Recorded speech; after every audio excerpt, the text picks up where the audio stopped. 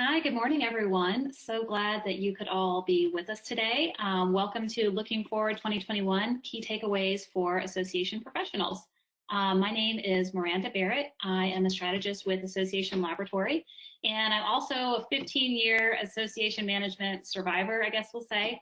I'm a membership professional. I was with the Entrepreneurs Organization for about 10 years, where I also earned my CAE, as I know many people on this call proudly did. So we're so glad that you could be joining us here today so we can share data from what is the most current environmental scan of the association industry in this post-COVID world that we all find ourselves in. So we've got some really amazing data points to share with you today. We know everyone has had to navigate some really difficult situations, make a lot of quick decisions, and we've got data from this massive environmental scan that we hope will be incredibly helpful to you.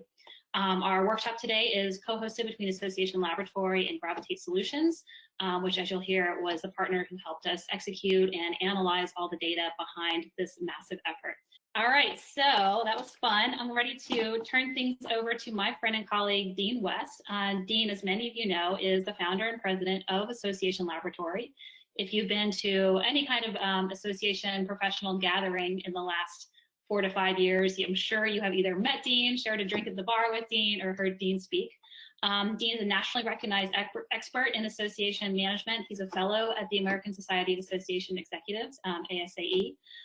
He is also a wonderful connoisseur of cocktails and gourmet food. So if you ever have the opportunity to chat him up about that, I highly recommend it. So Dean, turning things over to you. And say, Dean, let's check your audio, friend. Unmuted. There we go. All right. Yeah, the transfer of power on webinars is always the one most fraught with things. So I would actually encourage everybody, if you go to associationlaboratory.com, my blog is called From My Seat at the Bar, because, we're all sitting at a hotel bar years ago and we had some great idea, and that's where it came from. I discovered my insightful blogs on association strategy.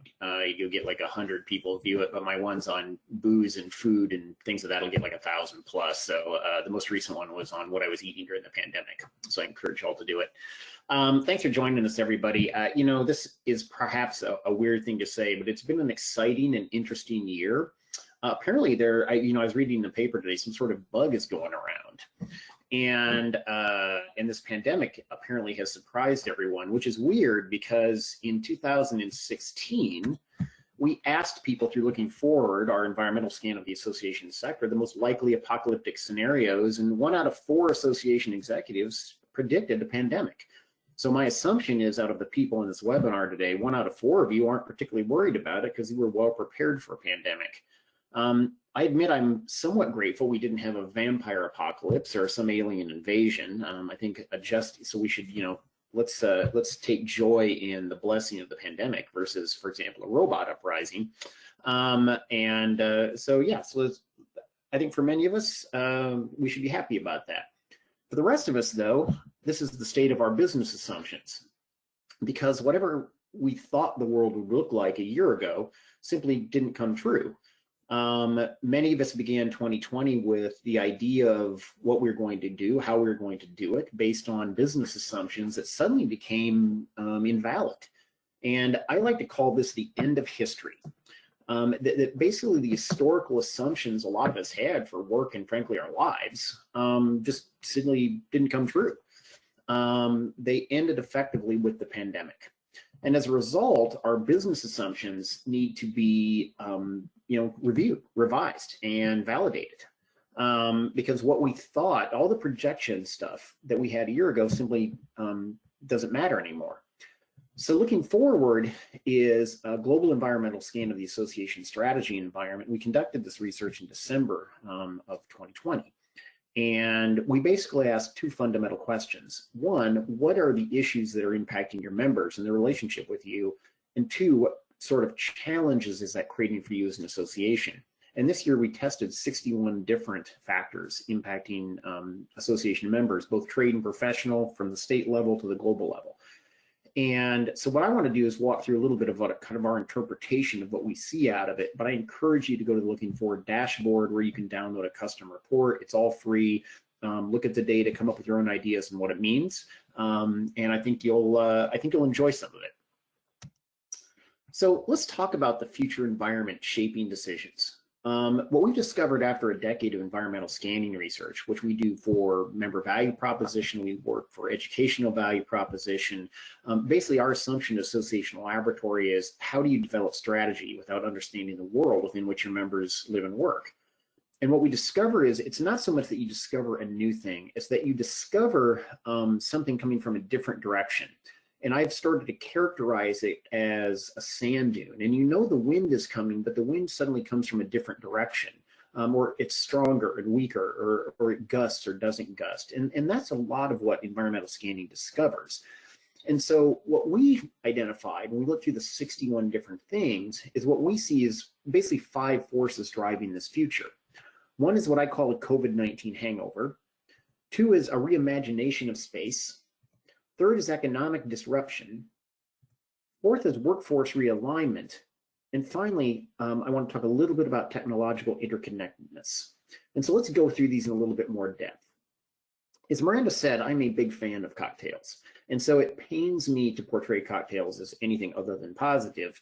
But I think it's important to understand that the adaptation of industries and professions to the changes driven by the pandemic is going to take years. And this is where that starts to show up in our data. Nearly 6 out of 10 of association, more than 600 association leaders participated in this, identified the long-term cost of adapting to COVID as a significant force impacting their members. And if you look at the title on the graph, we looked at a time frame of 3 years. There is not simply going to be, we will return to what things looked like a year ago. We have nearly 6 out of 10 folks say their members are adopting virtual office service or production models. They're reconfiguring space. One of our clients in a trade association, for example, their operating facilities are based on assumption of how many people you can put in a room side by side on that operating line. Well, social distancing regulations change all that for them. The very facilities they're designed around are suddenly no longer able to produce what they need to produce. And so industries and professions are rethinking virtually every aspect of how they operate due to the pandemic. The second thing is what I call a reimagination of space. So think of what might have been a normal day. You would have gotten up, you would have gotten in your car perhaps, driven to a Starbucks or a coffee shop for a cup of coffee, and continued on to work. At lunch, you'd walk down the street and joined a friend for lunch, walked back, and then perhaps got in your car, or picked up your kids from school, driven to a health club, whatever you might do. But a lot of your life was going from point to point to point to point, these different cells that made up your life. Well, now many of us have moved from a life based on these cells to one that's heavily centralized around the home. We shop from home, we exercise from home, work, perhaps our children are being educated from home. As an example, I used to travel half the time. My wife used to commute to San Antonio from Chicago for her job. She and I have now been at home for a year. So fundamentally, things that where we used to leave the house to accomplish are all done from within our house. And that's going to continue for a long time. A study by Nicholas Bloom back in June estimated that nearly half of the US labor force was now working from home full time. And so if half of those people go back to work, you still have 1 out of 5 people are not going to be working from home. And so it will be common to see more flexible work schedules where, again, we have operated successfully from home now for a year. You've served your members for a year. You've led your staff teams for a year. So we know we can do it. Why would we go back to how things were before? Because our historical behaviors have changed. The more people and organizations embrace these changes, the more likely they become habits. The more likely it's just the way we now work, as opposed to something different or something that we're enduring until we can all go back to the office. For those of you in larger cities, you might ask yourself, do you think anyone's excited about their 45-minute commute into downtown DC or their hour-long commute into downtown Chicago? I'm guessing no. And you can see this start to show up in the data. Over half believe their members are concerned about fears about that are going to reduce their desire to meet or congregate. A third are going to travel differently as a result. They're trying to figure out how to manage home and workspace and schedules. It's a third, et cetera. And then a third anticipate their members using a more geographically dispersed workforce. Okay, and they have now done this for a year. It's arguably something that will continue for the next 6 months easily as the vaccination rollout continues. So what we have to do is start taking these things into account as the reality that drive our business assumptions, not as a moment in time we are simply going to have to adapt to. The next big thing is economic disruption. And I think when we often hear about economic disruption, we think of furloughs or layoffs. But I use disruption in the context of different from things historically, not so much as someone simply losing their job. That has been a particular egregious in our sector because of our reliance on face-to-face meetings, and then the hospitality sector is such a component part of our supplier side. When people are uncertain about the future, they become cautious. As a business owner, I didn't realize in March of 2020 how much money I would need in the bank to be prepared for what became a very disruptive second quarter. Because I, like many associations, never built a pandemic into my business assumptions. So now we as a company are much more cautious about investing and buying, because how much will I need in the second quarter of this year? And you start to see that show up a little bit. So nearly a third of association leaders believe their members are have price or investment insecurity, or be more cost conscious. Part of the thing that's driving that too is uncertainty about the price and often the availability of material supplies or equipment. It's very common now in the Wall Street Journal to read articles about supply chain disruption as an example, which means for you as association leaders, this is the environment within which you're going to have to convince associations to participate with you, which means they're going to look for more tangible returns and more clear relevance in the things you talk about. And so our association clients in the consulting side are spending much more time saying, these are benefits that are no longer relevant to our folks. These are the existing benefits that are critical today. And these are emerging benefits that we have to start designing, because our members now work in a different world. And if we don't design them and price them properly, we'll continue to lose money, we'll continue to fail our members, and in a highly competitive environment, that's something you can't afford to do. The good news of this disruption, though, and it's why I use it not in the sense of a furlough, but a creativity standpoint. Think of the easiest example is the restaurant probably down the street from your house that suddenly had carryout where it never had carryout before, or delivery where it never had delivery before. In my own neighborhood, it became now common for to get cocktails to go. Things that had never been allowed prior to this. Does anyone believe that these innovations of various industries, even the innovations at your own associations, are going to be abandoned or forgotten? If you spent the last year designing your annual conference to be a virtual conference, are you suddenly going to not take advantage of those new competencies and the people you suddenly could reach? Probably not, because this economic disruption resulted in, frankly, phenomenal innovation, new programs, products, and strategies, new revenue, new markets, etc. And it's created a much more broad-based portfolio for many associations that they now bring to the table when determining how best to serve their members and other stakeholders. The next big force is workforce realignment. And we started to see workforce come to the top of the list more than 10 years ago. This is an acceleration of a trend. It is not new. And it's basically at the face the companies and needs of workforce are changing. The disrupted economy creates even more impetus or incentives for these considerations. Some of it forced, granted. But again, workforce is the top of the list, one or two on top of the list of our analysis for 10 years now. Here's where it starts to show up. Nearly 6 out of 10 of association leaders who responded to looking forward identified their members had challenges identifying, recruiting, and retaining a qualified workforce. Basically getting the right people in the right jobs. And then we basically said, okay, for those of you who are part of that 63%, what are the issues that are really creating issues for you? And so you start to see it here. One is identifying or developing a more diverse workforce, and of creating an attractive career path for the people that you bring on board so that you can retain them, are the top of the list out of that 63%. So how do you get the right people into the right places, but also how do you keep them there by giving them careers?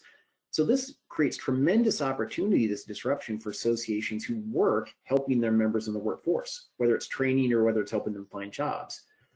In addition, because of the workforce issues, you're starting to see the use of technology.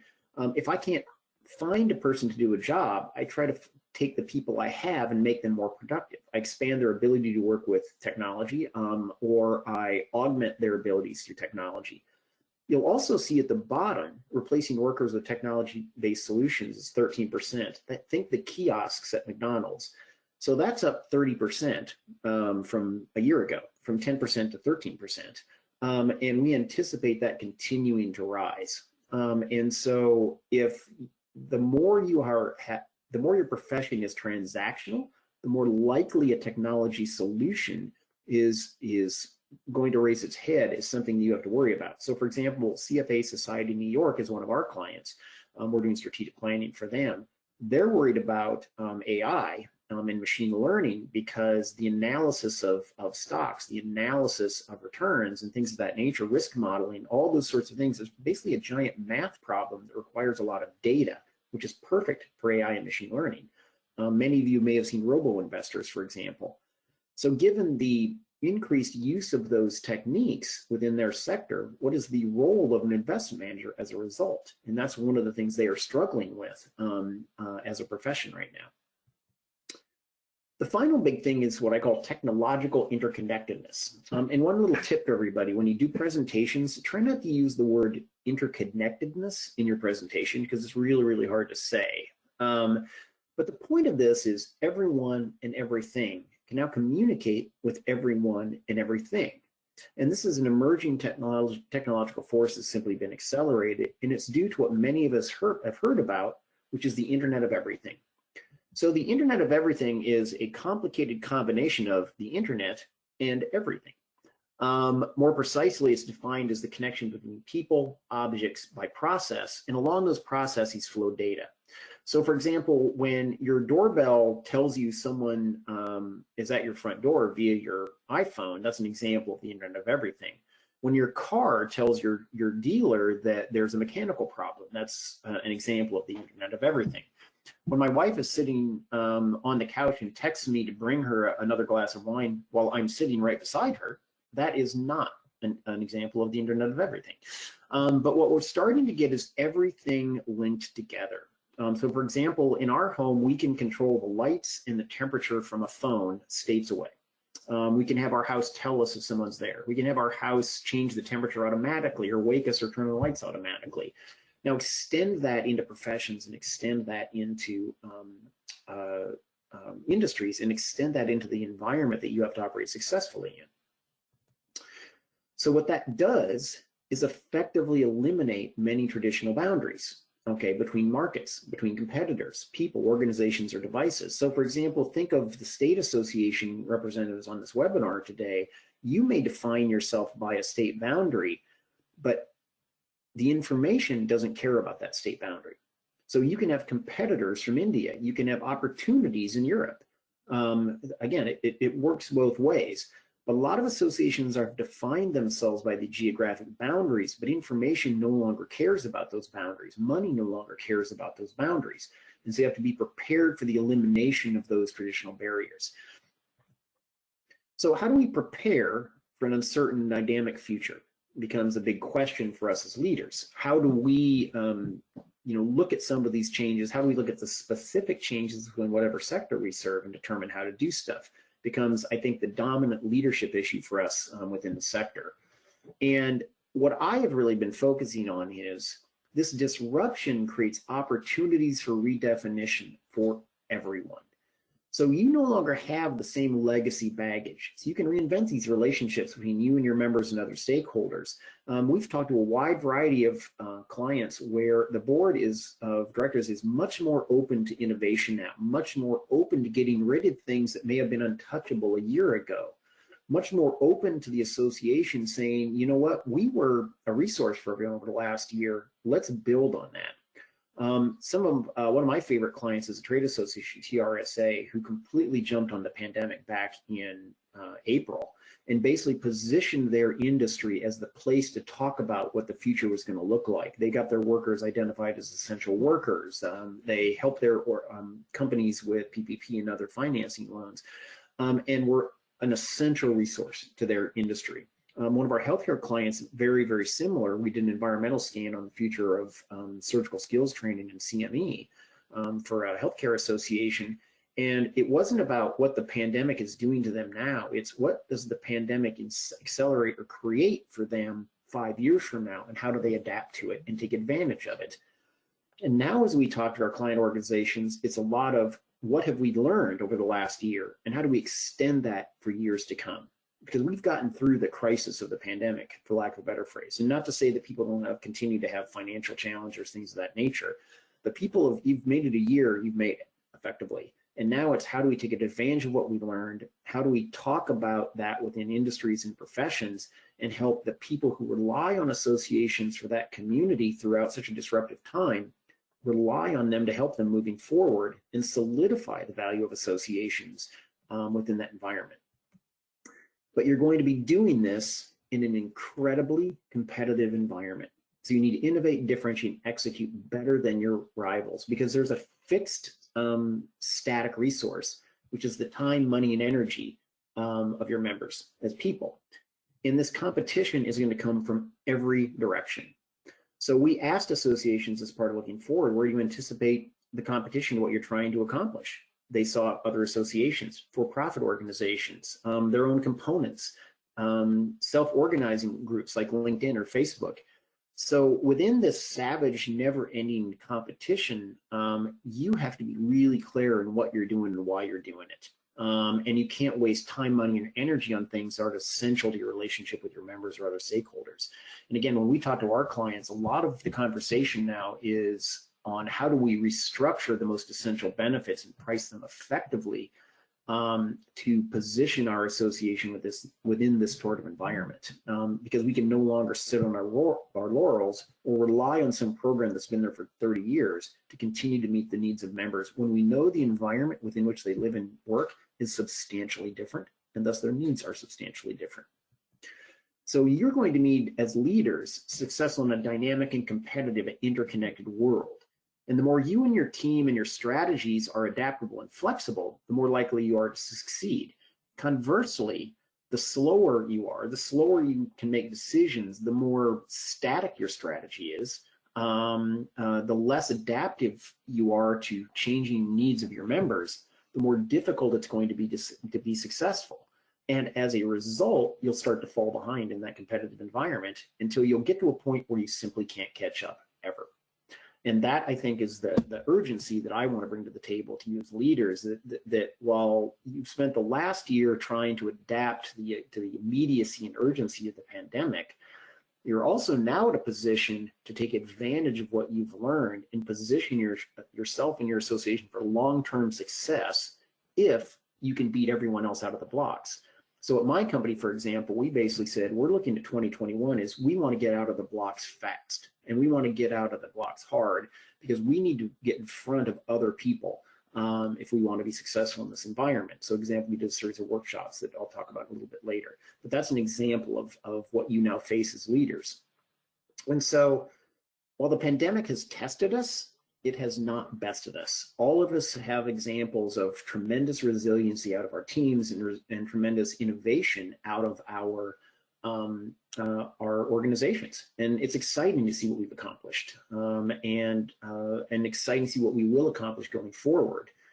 And so for me, we're not so much looking at rubble, but building blocks of renewed industry and profession. We're much more untethered from the past, from these legacy issues than we ever were before, in ways that give us freedom to be innovative that we never had before. And it reminds me of a story a little bit. It's an old story, and many of you will have heard it. And then it's a man walking through the countryside, and he sees three builders working in the distance, hammer and chisel away at stone, the whole bit. And he walks up to the first person and he says, you, sir, what is it you're working on? And the person looks up at him, swats a mosquito at his arm, kind of scowls and says, you know what? I've been out here all day in the hot sun, working my ass off, worst job ever. And the guy kind of backs off and like, oops, okay, walks up to the second person. You, sir, what is it you're building? And the gentleman turns up, kind of wipes the sweat from his brow, gives a little shrug. I'm working outside, fair wage for a fair day's work, no complaints. Still kind of puzzled and still not knowing what they're building, he walks up to the third person. You, sir, what is it you're building? And he looks up, glow in his eyes, big smile on his face, and said, I'm building a cathedral. And so for all of us now, we're looking at revised building blocks, and we're looking at a world within which we have to apply the same tools, membership and meetings and advocacy and certifications and accreditations, et cetera. We have the same tools in the toolkit, but now we have an opportunity to build different things with that.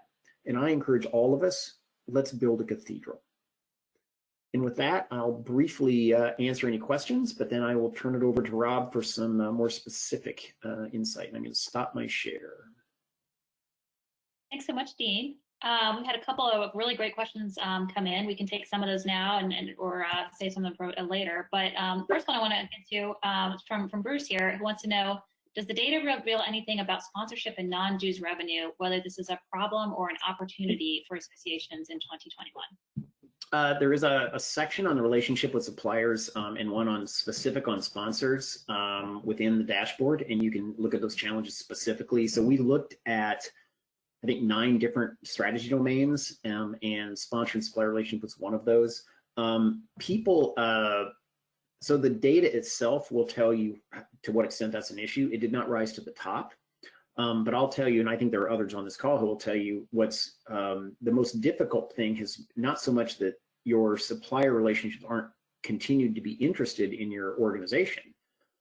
It's that you're suddenly having to get them interested in a different relationship, particularly with the virtual meetings. Everyone knows how to get their exhibit space and how to work it. Whether it worked for them or not is a different question, but they knew how to do it, and the association knew how to sell it. So how do you do that same thing with a virtual environment? And what we've been talking to clients about is you have to start thinking about your virtual events as events and start thinking of them as TV shows. In fact, I kid, our workshops, we design our workshops, our virtual workshops, like a late night talk show host. You know, you've got a monologue to start, you've got entertainment, you've got an interview with the guest, things like that. But you're producing a digital thing, not a face-to-face thing, even though we call it a virtual event. And people don't yet know how to structure those to maximize that relationship with the exhibitors. But you'll find data on the dashboard that talks about that a little bit more. Great. Well, I think that is actually an excellent segue. And we've also had a question from Amanda asking about, is there a report we can access? So I can't think of a more perfect transition to introduce Rob Miller. So Rob has spent his career working at and supporting associations as a software entrepreneur, technologist, and consultant. Looking at the list of companies he has founded, he is at the Entrepreneurs Organization we refer to as a serial entrepreneur. We just can't stop him from starting new things. So Rob is the general manager at Gravitate Solutions, the makers of Nucleus data analytics platform for associations. And so Rob's going to be showing exactly the mechanics behind the Looking Forward environmental potential scan that Dean has been referring to, and how they collaborated with us to make that data accessible and customizable for everyone on this call. So Rob, thanks so much. Thank you, and welcome everyone. As she said, my name is Rob Miller, and I'm the general manager at Gravitate Solutions, and we build data analytics solutions. And we were so pleased to work with Dean and his team on supporting their analytics journey that they've been on. And I thought I would show you a little bit of it, and I'd also thought I'd show you a few other capabilities around analytics. So I hope that everyone can see my screen. And if you can't, someone please ping me and say that you can't see it. I think you're good, Rob. Thank you. Great. So the first thing I want to show you is essentially the launch pad from which someone would access the Looking Forward dashboard. And I think it's interesting to note, we're actually sitting in the Association Laboratories website. So what we've done here is we've made this so that the analytics are actually running under their website. And we call that member-facing analytics, actually. Oftentimes we think of analytics as something that only our staff would see, but we built this in such a way that you can embed capabilities right into a website so that, you know, it might be behind a member login, or it might be completely public, as the Association Laboratories decided to do, and which is a great way to express, you know, data and trends that you have to those beyond the confines of your office. So if you go to their actual website and find the Looking Forward 2021 dashboard, you'll see this link from there that will allow you to jump into the dashboard. And when you do that, it will bring you to something that looks like this. And so, first of all, as Dean mentioned, or he may have mentioned that in the past 8 or 9 years, they have produced this using a PDF and shared it maybe through email and that type of thing. And so what they were able to do this time around with us is actually put this into a dashboard so it could be interactive for their members and their members. And so I thought I'd give you a little bit of a show and tell of that. And as you can see, we displayed a lot of the information in what I would call a classic executive dashboard. So we've basically brought it all together. The real highlights of things are really at my fingertips. I can scroll through and look at the different questions that were asked and the information that is presented to me. And when I get to a particular item that I'm interested in, I can explore that information further. So I'm going to go ahead and explore this data. And so what this is telling me now is that we had 606 responses to this survey, and this is presenting all the information that's related to that. And I'm also now presented with filters on the right side of the screen that allow me to look at this data at another level. So for example, if I was a smaller association, some of these responses would be less interesting to me. So I'm going to want to only look at the associations that are in maybe my size category. And also in addition to that, maybe I'm just a professional society. Like many of you, I'm a CAE and I've worked at several associations, but one of the things that we all know is that you essentially know one association and you know one association. And of course, we do like to group them together, but certainly professionals and trades have very different functions and interests. And certainly when you're looking at the data, you want to be looking at it with the groupings that are most interesting to you. So this is essentially the way that you can look at that type of data. So and when I made these choices for these filters, it impacted all of the different charts that I have in this section where I've drilled in. So I'm going to back up to the top level again, and I want to go down to this particular one, the importance of mission-based strategies. That sounded like a very interesting visualization to me. And one of the things is if I was if I have a particular scenario, I'm working in a professional society, and maybe I'm trying to convince my organization that advocacy is important to professional societies, and we're rather small associations. So obviously, this information about these advocacy strategies are very interesting to me. But of course, again, I want to look at the groups that are my size, because if I'm going to make a case within my organization to that we should start doing more advocacy, I need to present the data that aligns to that. So I'm going to pick that we're a professional society. I'm going to pick the sizes that are appropriate, and now I can actually see that within that group, more than 60% of people who responded that are in that size truly see advocacy as at least moderately important. So pretty useful at that stage. And so if there was somebody else who I wanted to see that provide that information to, I could essentially print this page to PDF. We'll give it just a second to paint, and then I can share that with somebody.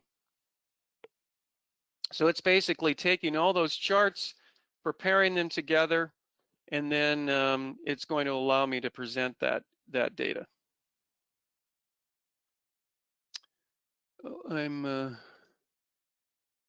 There we go.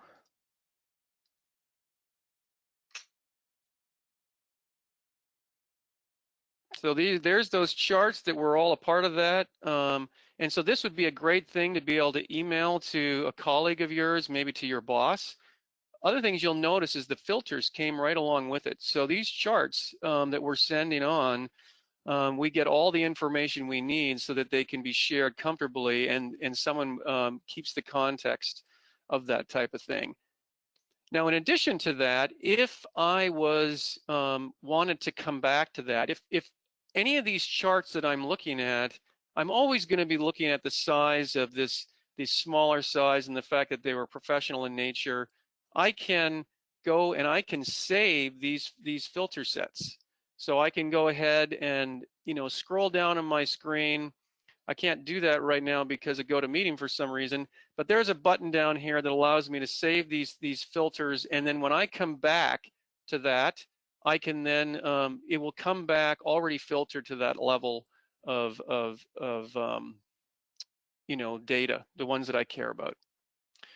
Okay, so those are the kind of some of the things that I wanted to hit on as it related to this specific report, and I encourage you to go to that link and inspect all the data. I did want to show you a couple of other things that will help you work with any of the data. And I also wanted to indicate that clearly it's people sometimes say, well, it's most common that I would be working with this data with my internal staff. Now, this obviously is data that we're presenting to an external audience, and I just wanted you to know that you can indeed also create visualizations and data analysis for material that would just be focused on your exact internal staff. So I'm going to give you a couple examples of those. And the first thing I wanted to show you is just maybe something like a membership visualizations that your internal staff may be interested in. So anytime you're analyzing your own data, you're going to have lots of different types of visualizations that you want to look at. And this is just a simple site that has memberships in it. And similarly to that site that we just looked at with the looking forward dashboard, we have these abilities to explore on these visualizations. We can further filter, and so I can filter on a few states. And then there's that save icon that I couldn't see on the earlier page. And so I can save these changes for when I come back. Also, another thing that you can do when you're looking at this data is you can drill actually into the data itself. Now, this is something that the looking dashboard is not offering. So through security, they turned this capability off because they weren't pushing out the specific data, they were just pushing out the charts. But for your internal staff, you could allow them to access specific data. A lot of these capabilities in here work very much like Excel, where you can continue to move the fields around, further filter, and then ultimately, if you want to, after you've segmented the data, you can download that data and use it for another purpose. So maybe you want to send an email to a group of people, you could create a download of that and move it on. So those are some of the things that you can do. I also wanted to indicate that anytime you're looking at a visualization, you can zoom in on that visualization and you can access it. Another thing that the system allows you to do is look at a data glossary. And I'm going to show you an example here, and then I'm going to jump back to the looking forward because I thought they had a very, very interesting use of that. So the concept behind a data glossary is you put in terms that matter to you, like member type, member status, grace, definitions of event registration. These are all terms that matter substantially to your organization, but maybe not everyone on your staff knows what they mean. And as a result, you might struggle with reports and other things that are done in your organization because there's a little bit definition challenge.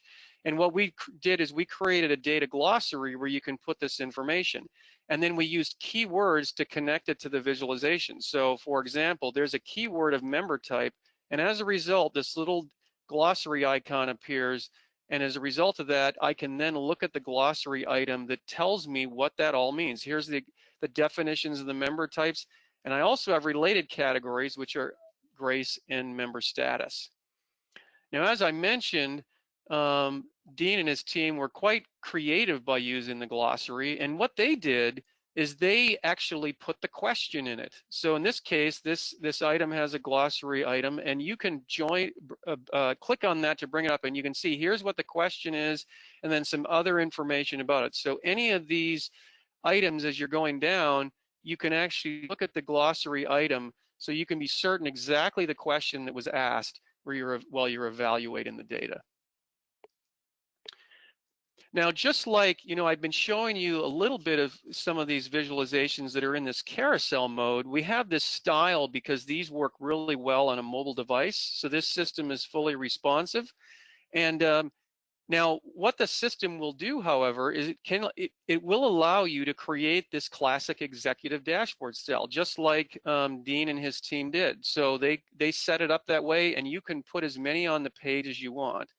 And so, if you have edit mode, you can, move these around and format them exactly as you want.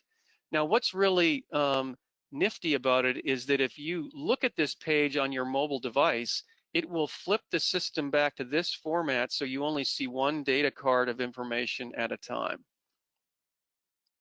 The last thing I wanted to show you was the ability to create your own visualizations. So, anytime, whether you're presenting information to your internal staff or to your external stakeholders and your members, is that whatever data analytics tool you're using, there's going to be a new question you want to ask or a new type of analysis that you may want to do. And so you need the ability to create some on your own. So with that, in our system, you go to our self-service capability. And I'm going to show you an example of one that was already created. A good example is this particular page. It has 3 charts on it. And I'm going to go into edit mode because I have that administrative capability. And when I'm here, I can change elements of the page. So I can change the page header, which also becomes the menu. I can change the layout of the page as I want, or I can just move these items around. I can add a 4th chart to this page, and then I can edit filters. And by editing filters, I'm actually limiting the data that these 3 charts would show. So for example, I would be saying all 3 of these charts, I only want to show data from 2019 to 2020. So when Dean comes out with his next report, he's going to set it up so it only shows data, say, from 2020 and 2021. So he'll be able to restrict that, so when his users are using the reports, that's all they'll see. Now, at any time, I also can edit the chart itself. So now I have the ability to not only restrict, so I could restrict this to just maybe my non-specified if that was what I wanted, and then the others wouldn't show up.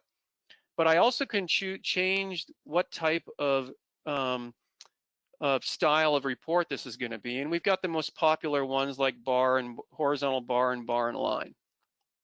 So what I'm going to do so you can see the way this really works is I'm actually going to create a new one from scratch. It'll just take a moment, and I think you'll find that it's very easy to do. These are the types of things that Dean's team will be able to do to be able to expand and look at their data in greater detail. So I'm going to create a new page. And what it wants me to do is it wants me to create a data set. And as you can see, some of these data sets are huge, 10 million rows. I'll pick one that's more reasonable in size. So I'm going to pick some data that's registration so I can look at the contents of that table and all the definitions that go with it. And then I'm going to actually go and create a new page. And when I do that, it sets up a blank page with a blank chart inside, assuming I'm going to create a first chart. And I will do that, and I'm going to do a bar and line, and I'm going to pick a dimension of, let's do fiscal year, and we'll do registration revenue, and we'll sum that, and then we'll do counts for the line, and then you can see our report has just appeared. I'll put labels on the line, and I'll change the colors to multicolor for the bar. And then I will go to the data, and I'm going to restrict this data. Let's see, fiscal year. Let's restrict this to, we'll exclude 2018 because we only want the most recent. So that's all there is to create a chart. And so what I would do is I would add another chart to this, and I could add 2, 3, 4, and then I can organize the page and so forth and so on. So I think you get the idea. And so, really, as it relates back to the association libraries page, they have a lot of things they can do in terms of inspecting their data. So as this survey gets expanded to a second year, they're going to be able to do trends from one year to another, which is going to be very valuable to them and the system will give them the flexibility to do that type of thing. So those are the things I wanted to share. I'll stop sharing my screen, and then we can open it back up to questions. Thanks, Rob. Before we bring Dean back on, I had a couple of sort of technical questions related to the platform. The first was asking if you're using Tableau in the dashboard. No, actually no. The system is basically, we built it from scratch. But the thing that's really interesting is that, like any data analytics solution, we actually have a core place where we put the data. We call that a data lake, and it has it's a modern data warehouse, and so that once the data is there, and we basically blend and transform it so it becomes really useful, and then you can either use our visualizations, as I was showing you, to look at the data, or if you have people with skills with Tableau or Power BI, you can use those tools to connect to our data lake and work from that as well. So you've got lots of options. You know, I posted this in the answer, in one of the questions too. It's hard for me to describe how much easier this made our life. So when we used to produce looking forward, I mean, we'd have the data collected by mid-December, and so we want to produce it as quickly as possible because it only lasts for a year. It's an annual study, so it has a limited time durability. Well, last year you have to find the data, you have to analyze, you have to put it into the document, you have to produce the document, get your designer involved, all this kind of stuff. And historically, we produced it by mid-March. Last year we were done by end of March, but then had to re-edit it because of COVID, and we put it out middle of April.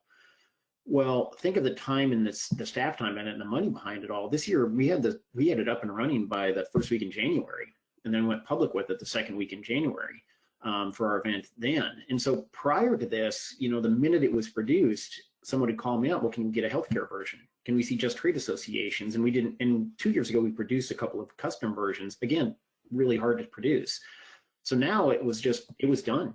It's done. And so we can keep sending people to it and say, print out the data you think is most relevant to you. So we got it produced faster, less expensively.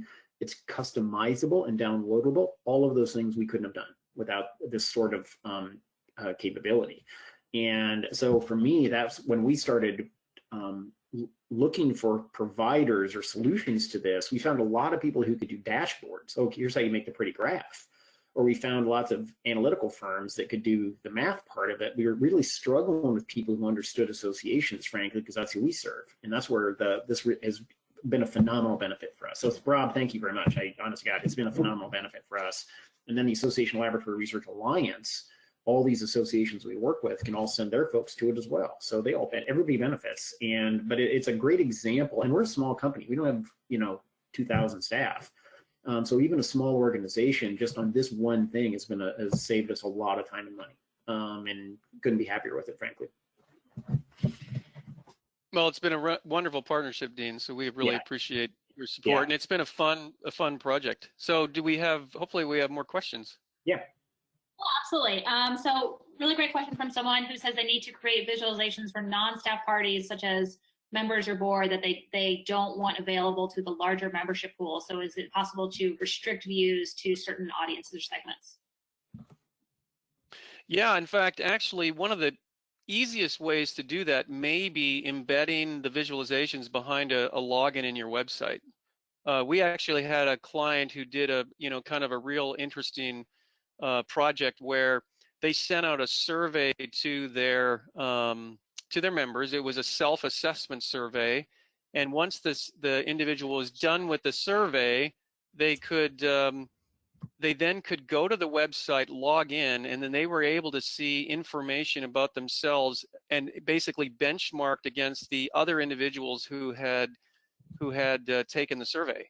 And so it was incredibly valuable. And then what they even took it one step further, which that if the individual was willing to pay a subscription fee, so they would go through basically shopping cart process, then Nucleus would then show filters so the person could drill into the data, because initially all they could see was just the data. They couldn't drill in, they couldn't filter, but if they were willing to pay a small subscription fee, they're able to do that too. So So there's a lot of opportunities through security to decide on who exactly, you know, you can use security on the staff, you could share just certain things with your board, you can segment the data so only your chapters and components can see just their part, or you can take it all the way to where members or stakeholders could see a piece maybe through your website security there. Dean, another really interesting question from somebody asking about, you know, the last year was really defined by the cancellation of large-scale events, quick decisions, quick pivoting. What do you see as kind of the key differentiators of the next 6 months of 2021 for associations? I see, you know, two things. One is the elimination of things that are no longer relevant. Again, the end of history. The stuff that might have been important to your members a year and a half ago and the assumptions behind those things no longer exist. So your strategic plan from 2019 is irrelevant right now. Like, I hate to say it like that, but there are aspects in it that may still be relevant. You know, but you have to go in and revalidate that they are. The second thing is, and I think it's an opportunity, it's not that we're not trading virtual events for face-to-face events in the long term. We've added virtual events.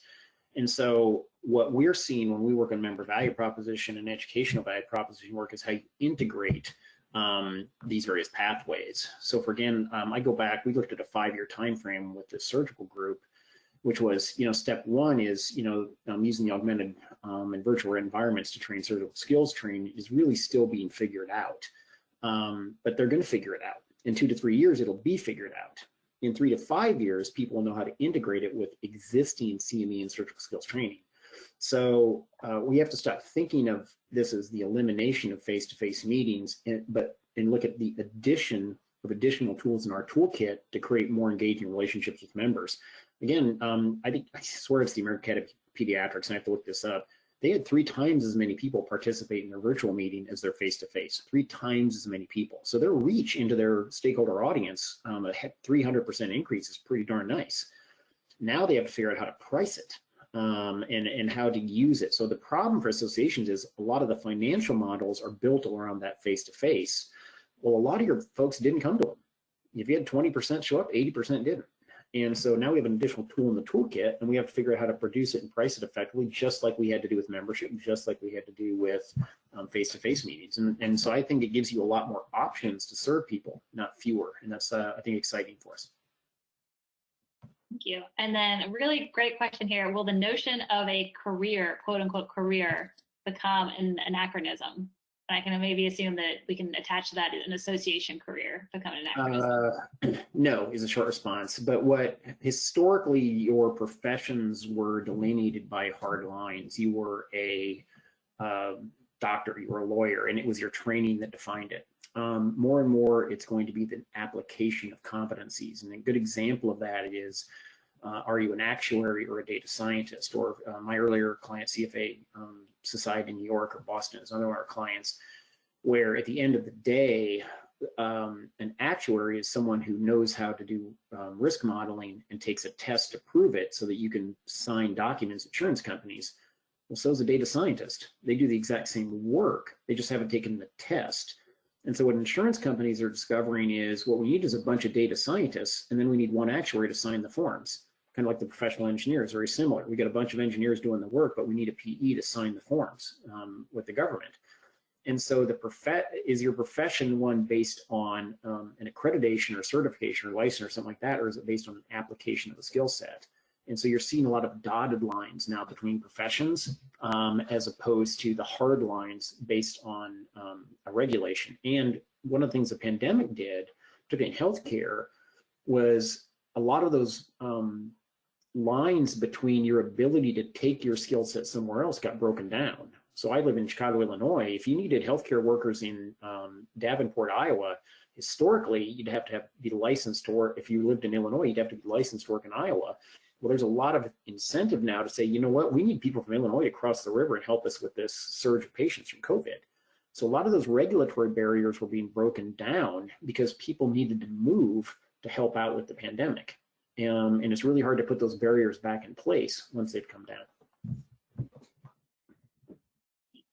And maybe while you pull up your slides here, I'm going to read a last question from Shana that I think is something that's really been a pain point for many associations. She writes that we've been unable to price things appropriately because our association has lost so much revenue, and our executive director wants to increase revenue forecasts and price sponsorships and products to unreasonable levels. So kind of a pricing challenge there with kind of understanding what participants might be willing to pay, what the association is willing to price things at, Sure. and some pressure to perhaps paint a sunnier forecast than what the team believes is reasonable. Testing price is complicated, and there's a lot of ways to do it, but it's not near as expensive as people think from a research standpoint. But if you've got 1,000, let's say you got 1,000 members, and if you get $10 wrong on a price, it's $10,000, and it's $10,000 you're wrong every time you do it. So if it's 10,000 on your membership, it's 10,000 every year, year after year. If it's 100,000, it's 100,000 year after year after year. So every time you're wrong on price, you're wrong on price in perpetuity until you fix it, in terms of leaving money on the table. We routinely find when we do price research too, that there's a premium, and this won't surprise anybody, there's a premium price, there's a mid-range price, and there's a discount price. So for one of our clients, for example, the discount price is not for membership, it's for content access. So they have a huge theoretical audience, but that audience is really price sensitive. And so they give a low cost access point to some of their education, but they have a particular core audience in membership who needs all the help, and they're willing to pay that premium. And so the price research we did for them identified those different levels. And again, all of us see that. We see a premium value in a discount price category. And that's one way to look at it. But again, one of the ways you evaluate whether you should do it is if you got 3 people, you can ask them. But if you got 5,000 people and you're $7 off, it's $7 times 5, every 5,000 every time it's wrong. And that's how you evaluate to what extent you can take a more sophisticated attack at pricing. And again, it's not as, it's not, you have to know how to do it, but it's not as expensive as a lot of people think to do it, because there's some standard attacks at that question. You can also go to. Well, we've arrived just about at the hour here, Dean. You got a couple last things you wanted to talk through? Yeah. Real quick, based on the looking forward data, we put together a series of workshops. Miranda's been leading those for us, and they've been really well attended. They are designed to be like in-depth 3-hour things. We basically start off with a presentation of theory to get people in line with the concepts. Then we interview a practitioner, a CEO or something like that, on kind of we call it tales from the front, on how they're applying some of those concepts. And then the last third, we run participants through identify the challenges you're facing on this, and we do a kind of a collaboration on that. And then we go through an ideation process to create solutions to those problems. And then every participant walks out with that information. And then everyone gets the looking forward dashboard. You get 3 CAE credits if you need those.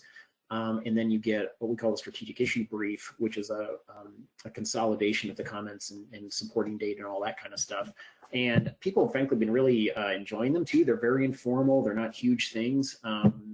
We've been trying to kind of duplicate the small meeting experience, and they've been fun to do. So here's our current schedule. I encourage, if any of that is of interest to you, to sign up via our website. And if you have other topics you want to talk about, please do so. The other thing I will say is we are going to be testing solutions to a lot of challenges in about 2.5 months as part of the looking forward process. Again, in January, we said, what are the issues impacting your members and what are the challenges does that create? The third question is, what are you doing about it? And we're going to be doing another sector study in June to collect that data from association sector via the Association Laboratory Research Alliance, and looking forward to seeing that on the dashboard as well. That's been so helpful to us. Great. I think that's an excellent note to end on. We'd like to thank everyone so much for joining. And again, look for those post-webinar materials in your inbox later today. Thanks so much. Have a wonderful day. Thanks, everybody.